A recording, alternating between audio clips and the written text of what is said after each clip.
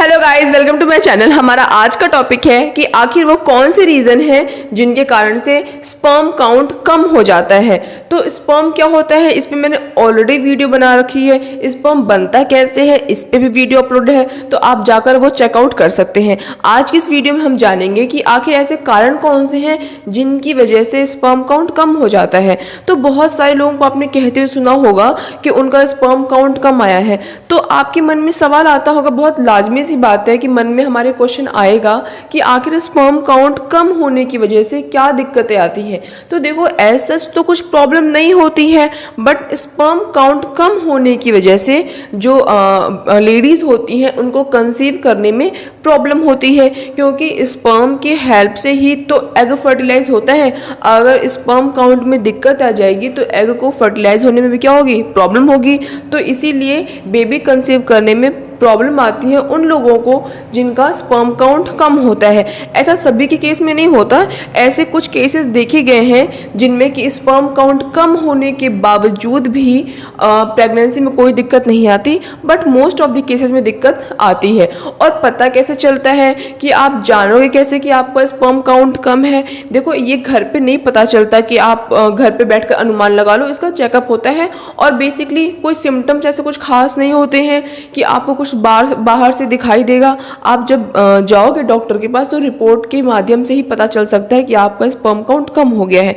तो आइए जानते हैं कि आखिर वो कौन से रीजंस हैं जिनके कारण से स्पर्म काउंट कम हो जाता है। तो देखो, जो फर्स्ट रीजन है वो क्या है, वेरिकोसील। वेरिकोसील क्या है, एक बीमारी है जिसके अंदर क्या होता है, जो टेस्टिकल्स होती हैं, टेस्टिस जो होती हैं, उनकी जो वीन्स होती हैं, नसें, वो सूज जाती हैं। अब सूजने के बाद से क्या होता है, जो ब्लड को फ्लो होने में प्रॉब्लम होती है। अब जब ब्लड फ्लो नहीं हो पाएगा तो टेम्परेचर मेंटेन नहीं हो पाएगा। आप सबको पता है कि जो स्पर्म होता है वो कहाँ बनता है, टेस्टीज में। और टेस्टीज कहाँ होती है, बॉडी के बाहर होती है ना। जो मेल होते हैं उनकी बॉडी के बाहर होती है। क्यों? क्योंकि स्पर्म को बनने के लिए बॉडी से कम टेम्परेचर की रिक्वायरमेंट होती है। तो अगर जो टेस्टीज है, उनकी जो नसें हैं वो अगर सूज जाएंगी, अगर ब्लड फ्लो अच्छे से नहीं हो पाएगा तो टेम्परेचर बैलेंस नहीं हो पाएगा, जिसके कारण से स्पर्म नहीं बन पाएगा। अब जब स्पर्म ही नहीं बन पा रहा है तो स्पर्म काउंट तो गिरेगा ना, स्पर्म काउंट में दिक्कत तो आ जाएगी। तो पहला रीज़न क्या है, वेरिकोसील, जो कि बहुत इंपॉर्टेंट रीज़न है। जिस किसी को भी वेरिकोसील नामक बीमारी होती है उनका स्पर्म काउंट तो ऑलरेडी डिक्रीज हो जाता है, इसमें कोई दो राय नहीं होती है। ठीक है। जो सेकेंड रीज़न है वो क्या है, यूरिनरी ट्रैक्ट इन्फेक्शन, या फिर कह सकते हैं हम इसको यूटीआई। ठीक है, इन्फेक्शन की वजह से भी स्पर्म काउंट में दिक्कत आ जाती है। अगर आपको किसी भी तरीके की कोई इन्फेक्शन है, अगर आपको यूटीआई है, तो उससे क्या होगा, आपका जो स्पर्म काउंट है वो डिक्रीज हो जाएगा। ठीक है। जो थर्ड रीज़न है वो क्या है, इन्फेक्शन थ्रू अनप्रोटेक्टेड सेक्स। ठीक है, ये भी एक तरीका की इन्फेक्शन ही है जो एसटीडी होता है। अगर आपने वीडियो नहीं देखी है तो मैंने उसमें बता रखा है एसटीडी को कैसे प्रिवेंट कर सकते हैं, उस पर डिटेल से इसके बारे में बात हो रखी है। बट फिलहाल के लिए अगर आप अनप्रोटेक्टेड सेक्स करते हो, यानी कि without the use of condom अगर आप रिलेशन बनाते हो, तो उस दौरान भी आपको इन्फेक्शन होने का खतरा बना रहता है। बहुत सारे लोगों के मन में ये मिथ होता है कि कॉपर टी का यूज़ करके या फिर वैसेक्टॉमी अगर आपका हो रखा है तो इन सब का यूज़ करके आप एसटीडी से या फिर किसी तरीके के इन्फेक्शन से बच सकते हो। तो ये बिल्कुल गलत बात है। आप इन सब चीज़ों का यूज़ करके इन्फेक्शन से नहीं बच सकते हो। ये सब चीज़ें बर्थ कंट्रोल को प्रिवेंट करती हैं कि आप प्रेग्नेंट नहीं होगे, लेकिन इससे एसटीडी नहीं होगा, आपको किसी तरीके का इन्फेक्शन नहीं होगा। ये सारी बातें गलत हैं। तो आप क्या करो, कॉन्डम यूज़ करो, जिसकी वजह से क्या होगा, आपको इन्फेक्शन नहीं होगा। तो ये भी मेन रीज़न होता है, क्योंकि उस टाइम पे क्या होता है, जब किसी भी तरीके का इन्फेक्शन होता है तो जो टेस्टीज होती हैं उनमें सूजन आ जाती है, इन्फ्लेमेशन हो जाता है, और इन्फ्लेमेशन होने के कारण से प्रॉपर फंक्शन नहीं हो पाती है और स्पर्म काउंट डिक्रीज हो जाता है। ठीक है। अब देखो नेक्स्ट क्या है, during sex sperm does not come out while orgasm. कि सेक्स के दौरान क्या होता है कि अगर लगता है इजैकुलेशन होने वाला होता है, बट एक्चुअल में होता क्या है, जो स्पर्म है, जो सीमेन है, वो बॉडी से बाहर नहीं आता है। क्यों? वो कहाँ चला जाता है? जो ब्लैडर वगैरह है वो कहीं वहाँ पे चला जाता है।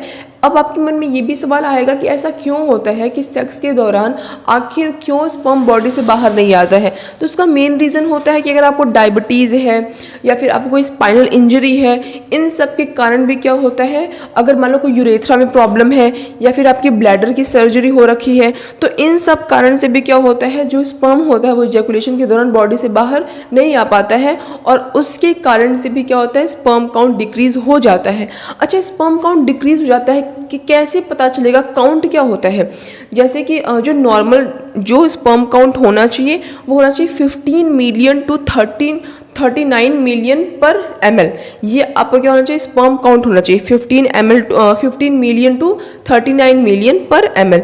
बट अगर आपका स्पर्म काउंट 15 मिलियन से भी कम है पर ml, तो उसे हम कहते हैं कि स्पर्म काउंट इनका डिक्रीज हो चुका है, यानी इनको लो स्पर्म काउंट इनका है।